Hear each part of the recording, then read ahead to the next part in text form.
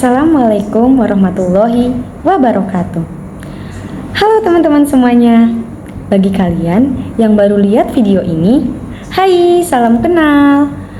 Saya Nur Fajriani Zulfah dengan NIM 2205520036. Saya merupakan mahasiswi dari Universitas Tikubang, Semarang. Saya juga mengambil Prodi S1 Akuntansi.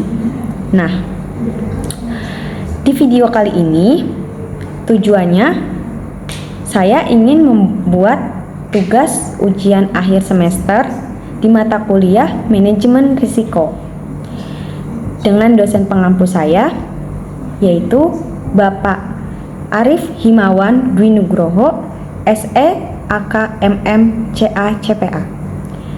Baik, untuk materi yang akan saya bahas mengenai manajemen risiko kredit. Kira-kira akan bahas apa aja ya di manajemen risiko kredit ini? Stay tune terus. Baik, langsung saja. Di sini ada sub-bab pembahasan yang akan saya bahas mengenai manajemen risiko kredit. Yang pertama, ada pengertian dan faktor-faktor. Yang kedua, proses manajemen risiko kredit. Yang ketiga, ada dampak risiko kredit. Dan yang terakhir, ada pencegahan dari risiko kredit. Oke, yang pertama ada pengertian dari risiko kredit. Nah, apa sih risiko kredit itu? Manajemen risiko kredit itu merupakan proses yang krusial bagi bank dan pihak lembaga keuangan lainnya untuk meminimalkan potensi kerugian akibat debitur dalam melunasi kewajiban pinjamannya atau bisa disebut gagal bayar pada waktu yang telah ditentukan. Adapun proses ini terdiri dari beberapa tahapan. Yang pertama, ada pemetaan risiko kredit. Yang kedua, ada sumber risiko kredit. Dan yang terakhir, ada analisis faktor risiko. Nah, identifikasi risiko kredit tadi kan ada pemetaan risiko kredit. Nah, pemetaan risiko kredit ini yaitu dengan mengidentifikasi jenis-jenis risiko kredit yang dihadapi bank, seperti dalam risiko kredit komersial, risiko kredit retail, risiko kredit terstruktur, risiko kredit negara, risiko kredit sektor publik, risiko kredit pasar, dan risiko kredit operasional. Nah, untuk identifikasi risiko kredit selanjutnya yaitu ada sumber risiko kredit. Nah, sumber risiko kredit ini yaitu menentukan sumber-sumber apa saja nih yang menjadi risiko kreditnya. Nah, seperti kita lihat karakteristik debiturnya, terus kondisi industrinya, kondisi ekonomi makro dari perusahaan itu atau individunya, dan faktor eksternal lainnya seperti itu. Nah, untuk identifikasi selanjutnya yaitu analisis faktor risiko. Analisis faktor risiko ini dengan menganalisis berbagai faktor yang dapat memengaruhi risiko kredit, seperti contoh kualitas manajemen kredit, terus kebijakan dan prosedur kreditnya, terus sistem informasi manajemen risikonya, dan tata kelola risiko kredit itu sendiri. Nah, selanjutnya faktor-faktor apa saja sih yang dapat menimbulkan risiko kredit itu? Yang pertama, ada ketidakmampuan debitur untuk membayar kembali pinjaman. Nah, hal ini dapat disebabkan oleh berbagai faktor, yang contohnya seperti kondisi ekonomi yang buruk. Yang kedua, ada manajemen risiko debitur yang lemah ataupun penipuan. Nah, ketidakmampuan debitur untuk membayar kembali pinjaman ini mungkin dikarenakan faktor-faktor ekonominya itu yang kurang memadai. Jadinya terjadilah gagal bayar pada debitur itu sendiri. Faktor selanjutnya itu ada ketidakmauan debitur untuk membayar kembali pinjaman. Nah, hal ini juga dapat terjadi jika debitur merasa bahwa pinjamannya itu sudah tidak menguntungkan bagi mereka, atau mereka merasa yakin bahwa tidak akan ada hukuman, atau mereka tidak didapati hukuman atas kegagalan pembayarannya itu.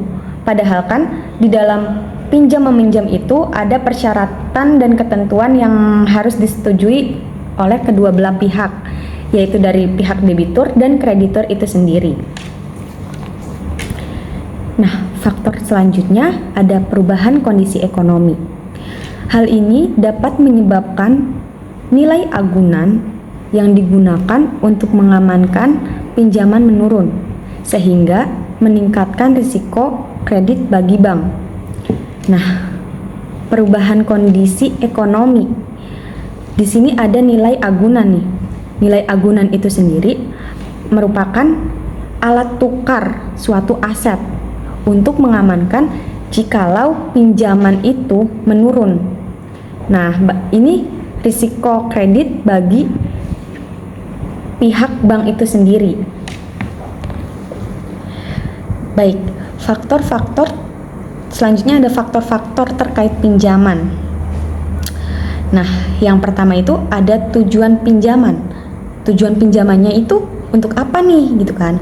Nanti kalau misalkan semisal nasabah itu mau pinjam, pihak bank juga harus tahu pinjamannya itu untuk apa. Untuk bangun rumah kah? Untuk membuka bisnis kah? Seperti itu. Selanjutnya ada jumlah pinjaman. Jumlah pinjaman ini nanti nasabah mengajukan kepada pihak bank jumlah berapa banyak jumlah yang ingin dipinjam, dan pihak bank juga akan melihat dulu seperti apa profil dari nasabah itu sendiri. Memungkinkan tidak kalau misalkan nasabah itu meminjam uang misal 10 juta dengan nasabah itu pekerjaannya buruh semisal. Nah, seperti itu. Terus selanjutnya itu ada jangka waktu pinjaman. Jangka waktu pinjaman ini yang tadi udah saya senggol sedikit di awal, itu untuk menghindari gagal bayar dari nasabah. Itu nanti ada perjanjian kita bayarnya itu setiap 3 bulan sekali atau 6 bulan ataupun bisa sampai tahunan. Selanjutnya ada suku bunga. Nah, suku bunga ini nanti dari pihak bank itu menawarkan suku bunga sekian, dan nasabah pun bisa melihat suku bunga yang mana yang bisa sekiranya nasabah itu bisa membayarnya. Selanjutnya itu ada agunan, yaitu aset yang akan dipinjamkan. Nah, selanjutnya itu ada faktor lainnya seperti bencana alam, penipuan, dan kesalahan manusia. Seperti itu. Baik, selanjutnya ada pembahasan mengenai jenis-jenis dari risiko kredit. Yang pertama, ada risiko kredit komersial. Nah, risiko kredit komersial ini adalah risiko yang timbul dari pemberian kredit kepada perusahaan atau badan usaha. Jenis risiko ini biasanya lebih tinggi kerentanannya dibandingkan dengan risiko kredit retail. Karena perusahaan atau badan usaha pada umumnya memiliki struktur keuangan yang lebih kompleks dan lebih rentan terhadap perubahan kondisi ekonomi. Next, selanjutnya ada risiko kredit retail. Nah, risiko kredit retail ini adalah risiko yang timbul dari pemberian kredit kepada individu atau rumah tangga. Jenis risiko ini cenderung lebih rendah dibandingkan dengan risiko kredit komersial tadi, karena struktur keuangannya itu lebih sederhana atau bisa juga lebih stabil, karena yang mengelola itu lingkupnya keluarga atau individu. Oke, risiko yang ketiga yaitu risiko konsumer. Risiko konsumer ini apa sih? Risiko yang timbul dari pemberian kredit untuk tujuan konsumsi. Contohnya seperti kredit motor, kredit rumah, kredit kartu kredit, seperti itu. Nah, jenis risiko ini cenderung lebih tinggi dibandingkan dengan risiko retail, karena kredit konsumer ini kan biasanya memiliki jangka waktu yang lebih panjang dan juga suku bunga yang lebih tinggi. Nah, selanjutnya ada risiko kredit pembiayaan terstruktur. Nah, risiko kredit pembiayaan terstruktur ini risiko yang timbul dari pemberian pembiayaan yang kompleks. Nah, pembiayaan terstruktur ini sendiri yaitu adalah produk keuangan yang menggabungkan beberapa aset seperti pasar modal, seperti itu. Nah, contohnya seperti apa sih? Contohnya itu risiko kredit ini dipakai untuk sekuritisasi aset atau project finance. Nah, jenis risiko ini juga sangatlah tinggi risikonya karena pembiayaannya yang kompleks dan terstruktur, biasanya melibatkan banyak pihak dan memiliki struktur yang kompleks juga. Nah, selanjutnya ada risiko kredit negara. Risiko kredit negara ini adalah risiko yang timbul dari pemberian pinjaman kepada suatu negara. Risiko kredit negara ini digunakan suatu negara untuk membangun infrastruktur negara itu sendiri.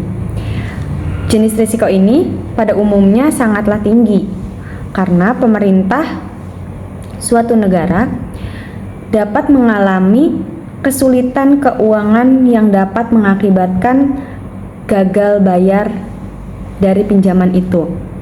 Nah, selanjutnya ada risiko kredit sektor publik.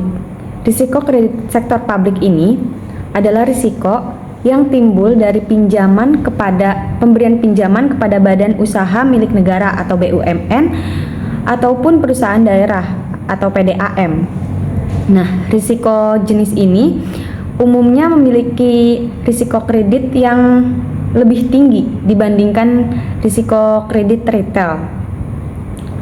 Karena BUMN dan PDAM umumnya memiliki struktur keuangan yang lebih kompleks dan lebih rentan terhadap perubahan ekonomi perubahan kebijakan pemerintah. Selanjutnya ada risiko kredit pasar. Risiko kredit pasar adalah risiko yang timbul dari perubahan nilai pasar aset yang digunakan sebagai agunan untuk pinjaman. Jenis risiko ini juga tergolong lebih tinggi untuk pinjaman ya, yang menggunakan agunan dan mudah berubah nilainya, seperti saham atau obligasi. Selanjutnya itu ada risiko kredit operasional. Risiko ini timbul karena dari kegagalan sistem atau proses internal bank atau lembaga keuangan lainnya yang dapat mengakibatkan kerugian kredit. Nah, jenis risiko ini juga tergolong tinggi nih untuk bank dan lembaga keuangan lainnya karena sistem atau proses yang kompleks juga terhadap kesalahan manusia. Nah, perlu dicatat bahwa jenis-jenis risiko yang sudah saya sebutkan tadi itu dapat dari pihak bank itu dapat dianalisis terlebih dahulu sebelum memberikan pinjaman kepada pihak-pihak yang terkait. Karena itu untuk mengurangi atau mencegah terjadinya gagal bayar. Mengenai faktor-faktor, jenis dan karakteristiknya itu selanjutnya itu ada pengukuran dari risiko kreditnya, yaitu ada metrik risiko kredit. Itu untuk menghitung metrik risiko kredit seperti value at risk atau kita sebut VR dan expected credit loss atau HCL. Untuk mengukur ini diperlukan untuk mengukur tingkat risiko kredit secara kuantitatif. Nah, selanjutnya itu ada skenario stres. Dalam menjalani simulasi stres untuk menguji ketahanan portofolio kreditnya itu terhadap berbagai kondisi ekonomi yang tidak terduga. Selanjutnya ada analisis sensitivitas. Ini untuk menganalisis bagaimana perubahan dalam variabel-variabel kunci seperti contoh suku bunga dan tingkat penganggurannya dapat mempengaruhi atau tidaknya nih di dalam risiko kredit ini. Nah, selanjutnya setelah pengukuran kita ada pengendalian risiko kredit. Yang pertama itu ada menetapkan batas kredit. Nah, menetapkan batas kredit ini yaitu menetapkan batas maksimum yang dapat diberikan kepada debitur berdasarkan profil risiko mereka. Nah, seperti yang udah saya jelaskan di awal, itu jadi kalau misalkan si debitur itu ingin meminjam, dilihat dulu nih profil debitur itu dari pihak banknya. Kira-kira mereka bisa tidak dengan jumlah sekian mengembalikan lagi sekian gitu, karena pihak bank juga nggak mau dong kalau misalkan dia rugi gitu loh karena debiturnya itu gagal bayar gitu. Selanjutnya ada penerapan kebijakan dan prosedur kredit. Ini memperkuat kebijakan dan prosedur kredit untuk memastikan proses pemberian kredit yang prudent dan terukur. Selanjutnya itu ada monitoring kredit. Monitoring kredit ini memantau kinerja kredit secara berkelanjutan untuk mengidentifikasi ada potensi masalah kredit sedini mungkin gitu loh. Kayak monitoring itu kita dari pihak bank itu melihat kerjanya kinerja kreditnya itu ada potensi yang kira-kira gagal bayar atau enggak nih ya, kayak gitu. Jadi agar dari pihak bank itu tidak mengalami gagal bayar dari debitur. Selanjutnya itu ada penagihan kredit. Penagihan kredit ini melakukan penagihan kredit secara efektif untuk memulihkan dana pinjaman dari debitur yang macet. Jadi penagihan kredit ini, jadi kalau misalkan ada debitur yang meminjam, itu kami dari pihak bank itu menagih secara efektif, terus menerus gitu loh, biar pinjamannya itu lancar kepada misal debitur A, dia meminjam sekian puluh juta. Dan kami dari pihak bank itu selalu memberikan peringatan kepada debitur itu secara berkala gitu. Oke, kita berlanjut ke pembahasan yang kedua, yaitu proses manajemen risiko kredit. Nah, manajemen risiko kredit ini sendiri mempunyai 3 poin. Poin yang pertama itu ada tahapan manajemen risiko kredit. Nah, ini itu mencakup identifikasi, penilaian, pengukuran, pemantauan, pengendalian, juga pelaporan risiko kredit. Nah, ini sudah saya jelaskan di awal video ini. Selanjutnya itu ada poin yang kedua, yaitu ada alat dan teknik manajemen risiko kredit. Apa aja sih? Mencakup apa aja nih? Ada 5C. 5C itu karakter, capacity, capital, collateral, dan condition. Selain itu juga ada analisis rasio keuangan, ada analisis scoring kredit, dan simulasi stres. Tadi sudah saya jelaskan juga. Dan poin yang ketiga itu ada kebijakan dan prosedur manajemen kredit. Ini dengan menetapkan kerangka kerja yang jelas untuk mengelola risiko kredit di bank. Oke, sebelum kita lanjut ke pembahasan selanjutnya nih, aku mau ngasih tahu dulu tentang penilaian kreditur dan pinjaman. Nah, di sini ada 3 poin juga. Yang pertama itu poin prinsip-prinsip penilaian kreditur.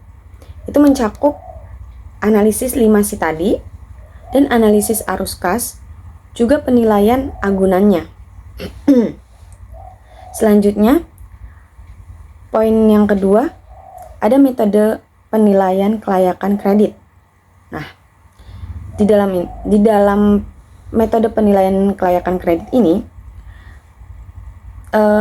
terdapat berbagai metode yang untuk menilai kemampuan debitur dalam melakukan pinjaman, melunasi pinjamannya, seperti analisis rasio keuangannya dan analisis scoring kreditnya. Baik, ke poin yang ketiga, yaitu ada klasifikasi kualitas kredit. Nah, di sini dengan cara pengelompokan pinjaman berdasarkan tingkat risiko kreditnya, mulai dari yang lancar hingga yang macet nih. Oke, setelah tadi kita membahas mengenai penilaian kreditur dan pinjaman, ada pembahasan lagi nih mengenai pencadangan dan penagihan kredit. Pencadangan dan penagihan kredit ini ada 3 poin lagi. Yang pertama itu ada pencadangan kredit, poin 2 penagihan kredit, dan poin ketiga strategi penagihan kredit. Nah, pencadangan kredit ini apa sih? Nah, jadi pencadangan kredit ini adalah penyisihan dana suatu bank untuk mengantisipasi potensi terjadinya kerugian dari kredit macet. Nah, tentunya pihak bank itu harus mempunyai cadangan kredit untuk berjaga-jaga agar menghindari kalau misalkan nasabah ke bank untuk mengambil dana tabungannya, bukan meminjam ya, dana tabungannya. Lalu kalau misalkan pihak bank itu nggak punya pencadangan dana, itu pasti pihak nasabah itu kan pasti akan merasa, loh, kan saya nggak pinjem, kan saya mau ngambil tabungan saya, kenapa nggak bisa gitu. Nah, itu juga kan bisa menjadi resiko reputasi suatu bank. Jadi, untuk menghindari resiko reputasi suatu bank itu, bank harus mempunyai cadangan kredit agar nasabah yang ingin mengambil uangnya itu selalu merasa aman dan nyaman gitu, menyimpan uangnya di bank tersebut. Seperti itu, langsung kita ke poin yang kedua, yaitu ada penagihan kredit. Nah, penagihan kredit ini adalah proses pengambilan kembali dana pinjaman yang macet dari debitur. Nah, proses-proses ini itu juga memiliki beberapa langkah yang harus diambil oleh bank. Nah, langkah yang pertama itu ada pencegahan kredit macet. Nah, pencegahan kredit macet ini langkah pertama yang harus dilakukan oleh pihak bank dengan cara melakukan analisis kredit yang cermat sebelum pihak bank itu memberikan pinjamannya kepada debitur maupun perusahaan. Selanjutnya itu ada pihak bank itu membuat perjanjian pinjaman yang jelas dan rinci dengan pihak debitur. Terus pihak bank juga harus melakukan monitoring dan evaluasi terhadap kredit yang telah diberikan. Nah, berlanjut ke tahap yang kedua, yaitu tahap persuasif. Tahap persuasif ini jika debitur mulai menunggak nih pembayaran angsuran di bank, maka bank akan melakukan langkah-langkah ini, langkah-langkah persuasif untuk menagih kembali dana pinjaman dari bank. Contohnya itu seperti mengirimkan surat peringatan melalui via WA, via email, ataupun bisa menelpon debiturnya dan juga bisa mengunjungi debitur tersebut. Nah, terus pihak bank juga menawarkan solusi pembayaran seperti restrukturisasi kredit. Nah, langkah selanjutnya yaitu ada tahap penagihan formal. Nah, tahap penagihan formal ini dilakukan jika tahap persuasif yang tadi dijelaskan itu tidak berhasil. Nah, maka pihak bank ini terpaksa akan melakukan tahap penagihan formal. Seperti contoh, menunjuk debt collector untuk menagih pinjaman debitur kepada bank. Lalu bank akan menggugat debitur sampai ke pengadilan, bahkan sampai menyita aset debitur tersebut untuk melunasi hutang-hutangnya. Lalu tahap yang keempat yaitu pelaksanaan penyitaan aset. Nah, tahap ini dilakukan jika debitur ini masih tetap belum membayar utang-utang pinjamannya kepada pihak bank, maka bank dengan sangat terpaksa untuk menyita aset debitur itu untuk melunasi pinjamannya kepada pihak bank. Aset yang disitanya antara lain seperti rumah, kendaraan, tanah, dan rekening bank. Selanjutnya, tahap yang kelima yaitu penjualan aset sitaan. Nah, setelah aset yang tadi disita itu, tapi debitur belum ada iktikat baik untuk membayar pinjaman-pinjamannya, maka bank akan menjual atau melelang bahasanya ya, aset sitaan tersebut. Maka terpaksa aset tersebut dijual oleh pihak bank kepada pihak eksternal, dan jika aset tersebut sudah dibeli oleh pihak eksternal, maka pihak bank akan menghitung harga perolehan dari penjualan itu berapa, dikurangi dengan biaya-biaya penyitaan di bank tersebut, dan jika ada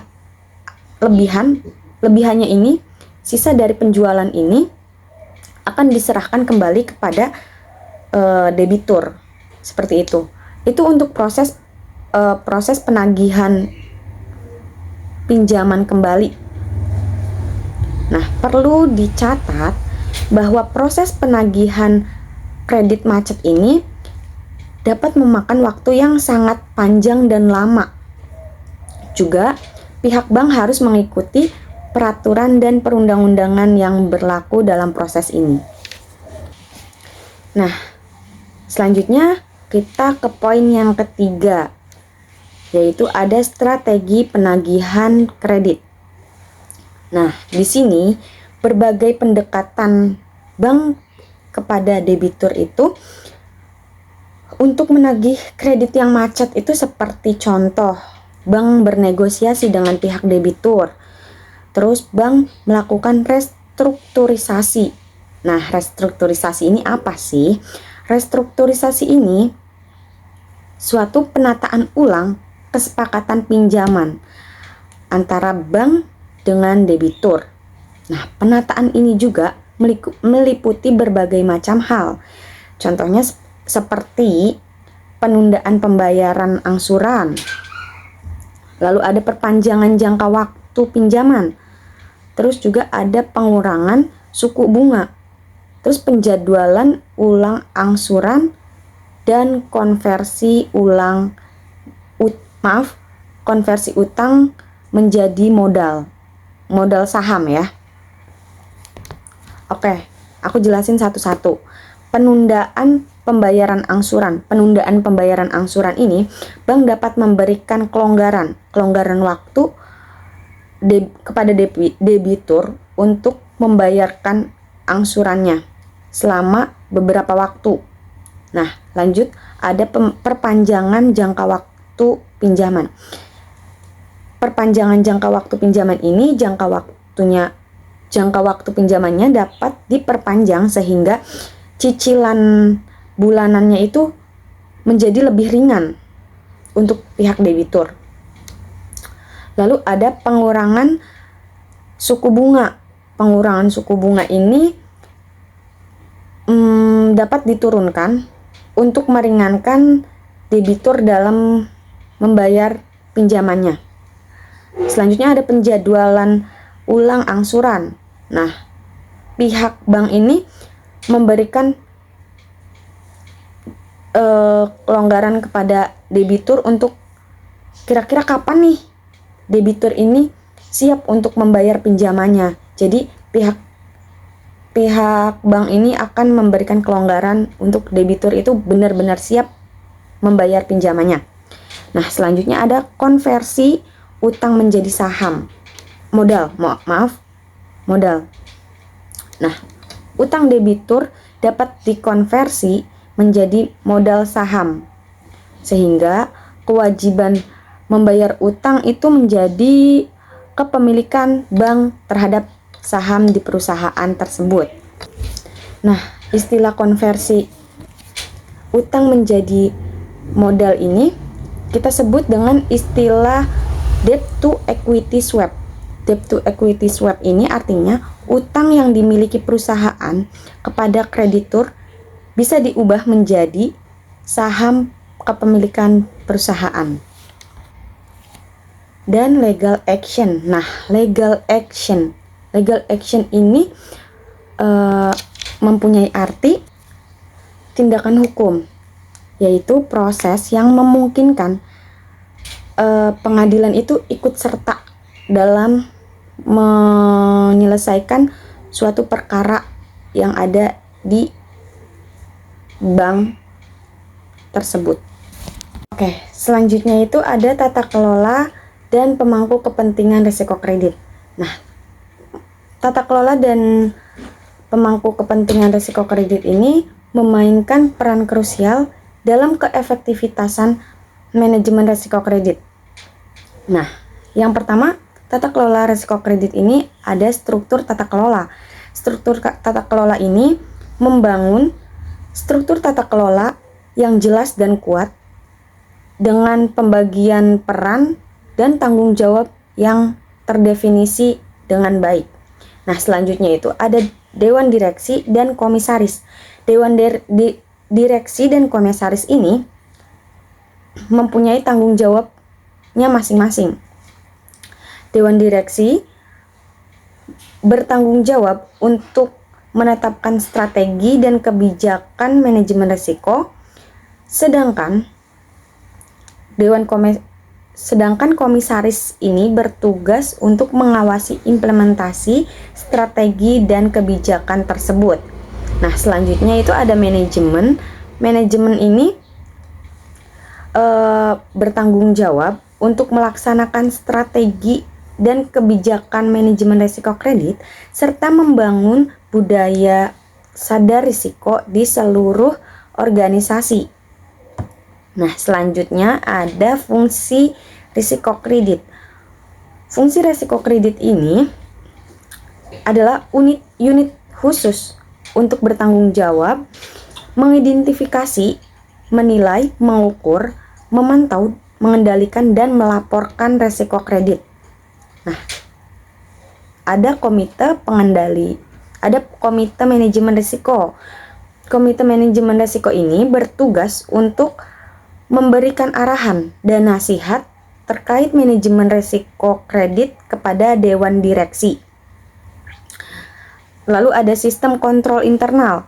Sistem kontrol internal ini menetapkan sistem kontrol internal yang kuat untuk memastikan kepatuhan terhadap kebijakan dan prosedur manajemen risiko kredit. Selanjutnya ada pemangku kepentingan risiko kredit. Nah, di sini ada debitur, kreditur, investor, regulator, auditor, dan karyawan. Oke. Yang pertama itu ada debitur. Debitur itu pihak yang memiliki kewajiban untuk membayar pinjaman dan melakukan membayar pinjaman kembali. Lalu ada kreditur. Kreditur ini pihak yang meminjamkan kepada debitur. Terus ada investor. Selanjutnya ada investor. Investor ini pihak yang memiliki kepentingan finansial dalam bank atau suatu lembaga keuangan. Lalu ada regulator. Regulator ini lembaga pemerintah yang mengatur dan mengawasi kegiatan bank dan lembaga keuangan lainnya. Lalu ada auditor. Auditor inilah pihak independen yang bertugas untuk memeriksa dan mengevaluasi efektivitas manajemen risiko kredit. Lalu ada karyawan. Karyawan ini seluruh karyawan bank atau lembaga keuangan lainnya yang terlibat dalam proses pemberian dan pengelolaan kredit. Nah, selanjutnya itu ada dampak dari risiko kredit. Nah, dampak dari risiko kredit ini terbagi menjadi dua nih. Ada dampak positif dan ada dampak negatifnya. Nah, untuk dampak positifnya itu, yang pertama ada meningkatkan kualitas portofolio kredit. Meningkatkan kualitas portofolio kredit ini bisa perusahaan mempertahankan portofolio kredit yang sehat dan menghasilkan keuntungan bagi bank. Yang kedua itu ada mengurangi kerugian kredit. Mengurangi kerugian kredit ini meminimalkan potensi kerugian akibat kredit macet. Yang ketiga itu ada meningkatkan kepercayaan investor. Jadi kalau misalkan investor juga melihat, oh ternyata bank ini bagus nih gitu kan, manajemen resikonya. Jadi investor itu tidak ragu-ragu untuk menyumbangkan dana kepada bank tersebut. Lalu yang keempat ada meningkatkan akuntabilitas dan transparansi. Yang kelima itu meningkatkan efektivitas manajemen risiko kredit. Nah, untuk dampak negatifnya itu, yang pertama ada meningkatkan biaya. Jelas dong, yang tadi sudah dibahas di awal-awal video itu kan kayak melakukan risiko kredit, penilaian risiko kredit juga harus melalui dan melewati berbagai banyak hal gitu. Tentunya pasti biaya yang dikeluarkan juga semakin banyak kan. Nah, seperti itu. Dan kedua, itu memerlukan waktu. Jelas, untuk penelitian dan menganalisa risiko kredit yang macet juga kan kita mau memakan waktu yang banyak dari berbagai hal yang harus tahapan-tahapan yang harus dilalui oleh suatu bank. Nah, yang ketiga itu ada potensi resistensi dari manajemen. Oke, selanjutnya kita ke pencegahan risiko kredit. Nah, pencegahan risiko kredit ini ada beberapa poin nih. Yang pertama itu ada membangun budaya sadar risiko. Membangun budaya sadar risiko ini, seluruh karyawan bank harus memahami dan menyadari risiko kredit.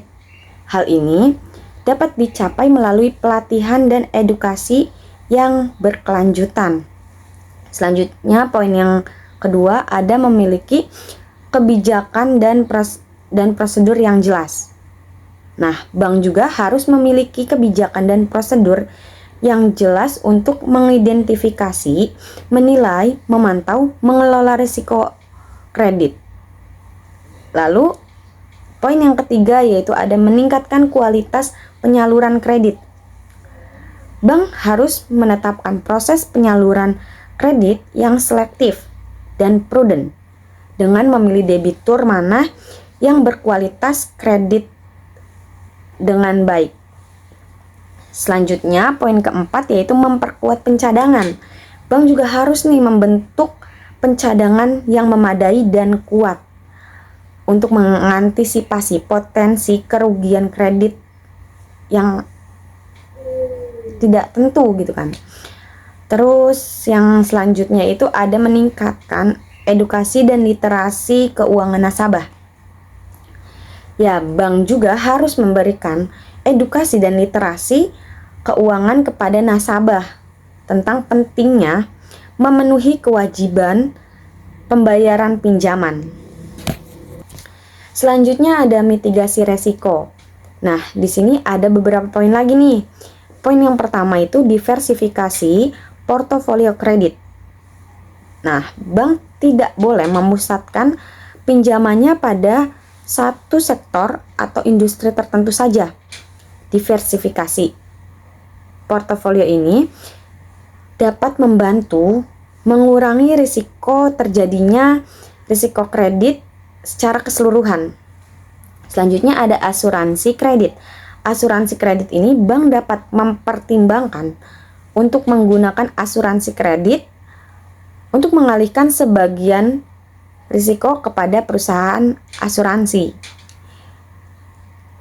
Selanjutnya ada restrukturisasi kredit. Restrukturisasi kredit ini bank dapat melakukan restrukturisasi kredit seperti perpanjangan jangka waktu pinjaman atau pengurangan beban angsuran untuk membantu debitur dalam mengalami kesulitan dalam pembayaran pinjaman. Selanjutnya ada reschedule kredit. Reschedule kredit ini bank dapat melakukan reschedule kredit seperti penundaan pembayaran angsuran untuk memberikan waktu kepada debitur dalam menyelesaikan masa pinjamannya. Nah, terus poin yang terakhir itu ada penjualan agunan. Penjualan agunan itu yang tadi saya sudah jelaskan. Bank itu menjual aset yang digunakan untuk melunasi pinjaman dari debitur tersebut. Oke, selanjutnya ada pengawasan dan regulasi. Pengawasan dan regulasi ini merupakan elemen penting dalam manajemen risiko kredit untuk menjaga stabilitas sistem keuangan. Nah, beberapa aspek pentingnya itu ada peraturan dan regulasi. Peraturan dan regulasi ini meliputi Otoritas Jasa Keuangan atau OJK sebagai regulator di Indonesia dan menerbitkan peraturan dan regulasi terkait dengan manajemen risiko kredit, yaitu ada POJK nomor 18, POJK 3 tahun 2016, POJK nomor 35, POJK 3 tahun 2018, dan POJK nomor 47, POJK 4 tahun 2020. Nah, POJK nomor 18 ini mengatur tentang penerapan manajemen resiko kredit bagi bank. Sedangkan POJK nomor 35 ini mengatur tentang pencadangan kredit dan penyisihan piutang bermasalah bagi bank. Lalu POJK nomor 47 ini menjelaskan tentang klasifikasi tingkat kesehatan bank di bank umum. Lalu ada Bank Indonesia atau kita sebut BI, itu sebagai bank sentral yang memiliki peran dalam menjaga stabilitas sistem keuangan, termasuk melalui regulasi dan pengawasan terhadap manajemen risiko kredit di bank. Selanjutnya ada Basel Accord. Basel Accord ini merupakan standar internasional untuk pengaturan modal bank guna mengelola risiko kredit. Selanjutnya itu ada pengawasan. Nah, pengawasan ini meliputi OJK. OJK melakukan pengawasan terhadap bank untuk memastikan kepatuhan apa saja terhadap peraturan dan regulasi terkait dengan manajemen risiko kredit, yaitu dengan cara metode pengawasan dan metode dan tindakan sanksi. Nah, metode pengawasan ini menggunakan berbagai metode pengawasan seperti pemeriksaan di tempat, analisis laporan keuangan, dan pengujian stres.